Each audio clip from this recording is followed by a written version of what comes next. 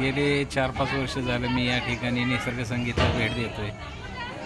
माझे कार्यक्रम असतात. या ठिकाणी आपल्या महाराष्ट्राच्या कानाकोपऱ्यातून स्कूल भेटी द्यायला येतात आणि हे निसर्ग संगीत या ठिकाणी बऱ्याचशा काही ॲक्टिव्हिटी त्यांनी या ठिकाणी मांडण्याचा प्रयत्न केलेला आहे, की मुलं सिटीमध्ये राहतात, स्कूलमध्ये जातात आणि स्कूलमधनं घरी गेल्यानंतर त्यांना जे फ्रेश वातावरण पाहिजे ते फारसं मिळत नाही. पण या ठिकाणी भापकर साहेबांनी त्याचबरोबर त्यांच्या सौभाग्यवती फार कष्ट घेतलेले आहे संगीता मॅडम यांनी, की जे मुलांना हवं आहे ते या ठिकाणी निसर्ग संगीतमध्ये त्यांना मिळतं.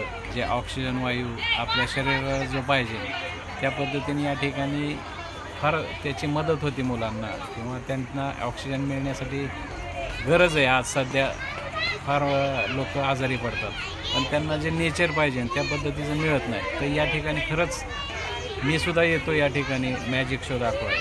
मॅजिक शो दाखवताना मला बी तो आनंद फार मिळतो, की मी या ठिकाणी मुलांना मॅजिकमधनं एक सामाजिक दृष्टिकोन देत असतो, की मुलांना आज गरज आहे जादू म्हणजे काय.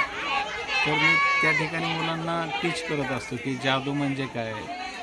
तर जादू म्हणजे जादू विज्ञान चमत्कार याविषयी त्यांना समजून सांगत असतो की आज जगात जादू नाही. या जादूकलेचा वापर काही लोक गैर करतात, ते बोंधुगिरी लोक. त्याच्यापासून त्यांच्या आईवडिलांना त्यांनी शिकवलं पाहिजे. तर मी इथं त्यांना टीच करत असतो की तुम्ही आईवडिलांना सांगा, अंधश्रद्धेपासून आपण दूर राहा, कारण हे बोंधुगिरी लोक फसवणूक करतात. आपली फसवणूक होऊ नये त्याकरता संगीता मॅडमनी मुलांना या ठिकाणी येऊन जो उपक्रम चालू केलेला आहे माझा मॅजिक शो ठेवण्याचा, तो फारच सुंदर आहे.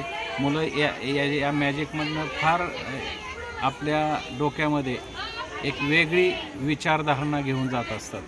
त्यांना फार या मॅजिकमधनं ज्ञान मिळतं आणि मी कॉमेडीतनं करत असतो ते एक त्यांना फार बरं वाटतं. मुलांना आले पोट धरून हसत हसत ते आपला निरोप घेत असतात. तुम्ही या ठिकाणी भापकर साहेबांचं आणि संगीता मॅडमचं धन्यवाद मानतो. आपल्या बारामती तालुक्यात एक चांगलं पर्यटन स्थळ त्यांनी उभं केलेलं आहे, की ग्रामीण संस्कृतीचे दर्शन विथ त्या ठिकाणी जे पूर्वी काय होतं, आपल्याला ते जातं ते दळलं जातं, किंवा वरोटा पाटा हे अजून लोकांना काय आजच्या पिढीला माहीत नाही, ते इथं दर्शन त्यांना पाहायला भेटतं.